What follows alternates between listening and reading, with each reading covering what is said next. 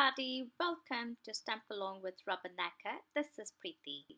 Today I'm using this stamp set called Snowman with Presents to create a slimline card. What I want to show you in this particular card is that you can take any basic stamp set that you may have in your stock and create a slimline card by stretching or by extending the products that you have. So I'm going to start off by stamping this snowman from this set, and the snowman almost looks like he has both his hands open, and I thought that maybe it would be a nice idea to put multiple presents on both of his hands, as if he's carrying presents to his friends. Anyway, so I'm stamping this snowman with Memento black ink, and the reason for that is because I will be using my Copics to color the snowman. Now I'm creating that heap of presents that I would like to place on his hand. So I'm starting off by the largest heap of presents set stamp that comes in the stamp set, and I'm just adding it using the same black ink, and I've created a mask. And now this mask, you don't have to really cut the entire mask. All you need to cut is just the top portion of that stamp image. So you just stamp the image on your masking paper, and then you just cut the top part, which is just the ribbon bow of the present, and then it's ready for your next step. And I'm going to take the next present that is in the same stamp set. There are 4 different kinds of gift stamps in this stamp set. There are 2 that are heaps and 2 that are single. So now I'm stamping the single one as the second one on that set. And then I'm going to do the same thing. I'm going to just place that on the place where I've added the masking tape, and then I'm going to stamp it. Again, mask that image and then stamp the next present. So that'll make it look like it's one above the other, that it's in a heap, that and there's no overlap of the stamps. If you were not to mask it, then there would be an overlap of the stamps line on the previous stamp, and that wouldn't look good. So that's the reason why I masked it. And now I'm just removing all the mask, and you can see how beautifully it's stamped, and you can see that it is a large tall heap of presents that the snowman's going to hold in his hand. I also wanted one more single gift in his other hand, just one gift, so I've just gone ahead and stamped them. I went ahead and colored all of these images off screen using my Copic colors. The coloring is, I kept it very simple. And then I have gone ahead and also die cut this Postage Slimline what you call die, using a white cardstock, and I'm going to mask off the edges of this die that I have that I just die cut on this white cardstock. And I just want a very thin, so where I'm masking off is that this die has a stitched line, so I'm taking the masking tape right to the edge of that stitched line, and I'm going to mask that area off. And then when I'm done ink blending, that's what I'm going to do on this cardstock here right now, is I'm going to do some ink blending. So when I'm done ink blending it, I will have that beautiful white border that shows the beautiful postage edge of this cardstock, and you will see as I progress along. So I've just taken a few Distress Oxide inks, and I'm just ink blending these colors. Now you can also ink blend using the color fuse inks, and that'll work perfectly as well. I just wanted these colors, and that's the reason why I chose Distress Oxide inks, but color fuse ink work beautifully as well. So I'm just taking 3 different shades of inks, and then I'm just going to blend them together, just creating like an ombre effect, from the blues to the light pink to a darker pink.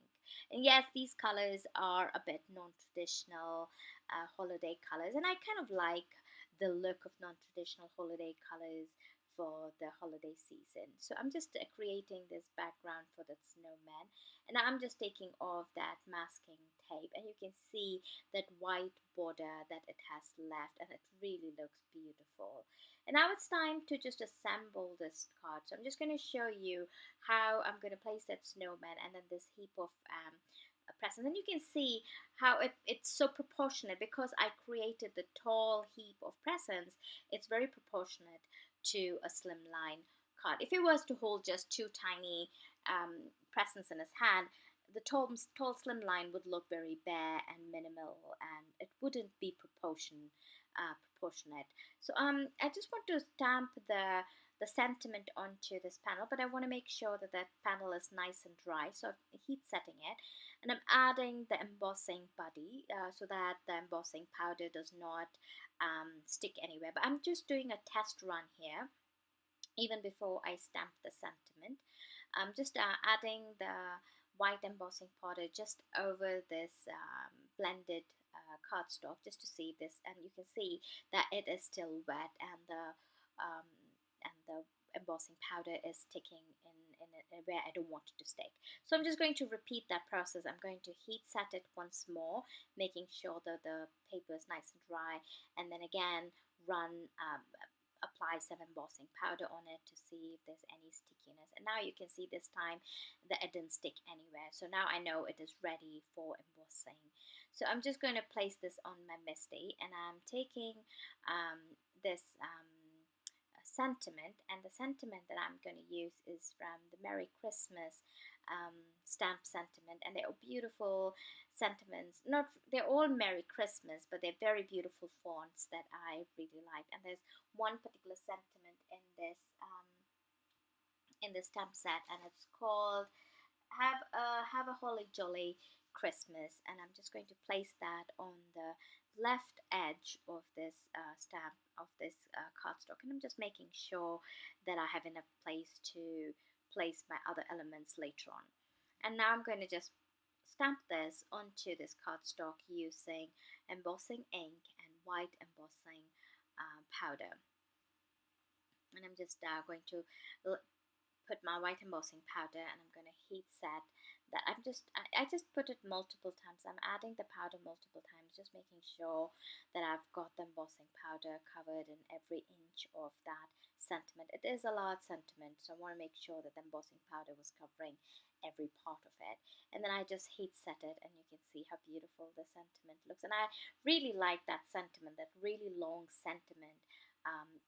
It anchors the image at the bottom beautifully in this really tall slimline card. And I'm using some of the snowflakes as well, which come in the same die, which come in the same set, the Snowmen present set, and I'm scattering them all over the place.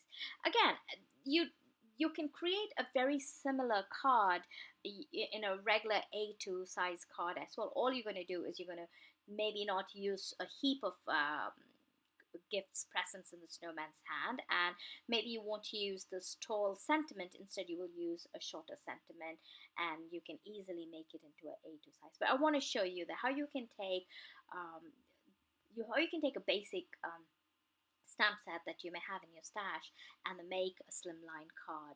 And now I'm just going to, now that I'm done with embossing and heat setting everything, I'm just going to start placing my elements. So I've just placed the snowman at the bottom using foam adhesive, and I'm going to add foam adhesive to the present as well, but I'm going to leave the bottom edge of that present heap without any foam adhesive, because I will just add some liquid glue to that part, and I'm going to glue that onto his stick hands.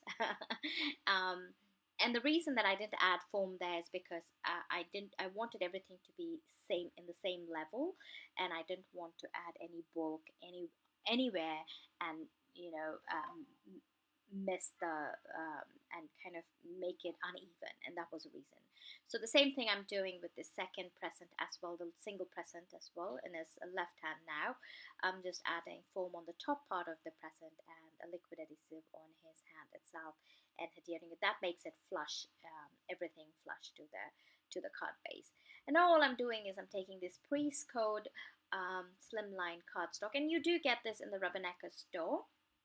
in white color, and it's so easy when you're getting ready to make slimline cards. And all I'm going to do is add a ton of foam adhesive to the back of this, because this because it had taken a lot of heat, it did warp a bit on me, so I wanted to make sure it was nice and flat, and that's the reason why I added so much of foam adhesive. Obviously, like any cards that I usually make, I do need a little bit of shimmer, so I'm just taking this sequence, iridescent sequence, and I'm going to add that as a scattering over this to add this cardstock, and that pretty much completed this card. I hope I inspired you to create a slimline card using the stash that you have in your stock, and I'll see you next time. Bye bye.